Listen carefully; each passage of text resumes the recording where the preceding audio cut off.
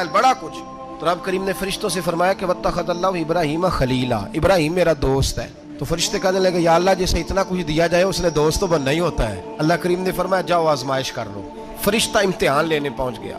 हजरत इब्राहिम के जानवर चर रहे हैं चरागाह में, हजरत इब्राहिम भी हैं, गुलाम भी हैं, बहुत बड़ा रेवड़ है, आप तशरीफ फरमाएं। एक फरिश्ता आया तो खेत में छुप के बैठ गया और बुलंद आवाज से कहने लगा सुबहान अल्लाह वल्हम्दुलिल्लाह वला इलाहा इल्लल्लाह। अब वो हजरत सैयदना इब्राहिम अलैहिस्सलाम खड़े थे तो वो खेत में बैठ के तस्बीह पढ़ने लगा सुबहान अल्लाह वल्हम्दुलिल्लाह वला इलाहा इल्लल्लाह। हजरत इब्राहिम कहने लगे ये मेरे रब का नाम कौन ले रहा है, बड़ी इसकी मीठी आवाज है, कौन है? ढूंढने लगे, घूमते घूमते उसके पास चले गए। फरिश्ता इंसानी शक्ल में, तू मेरे रब का जिक्र कर रहा था?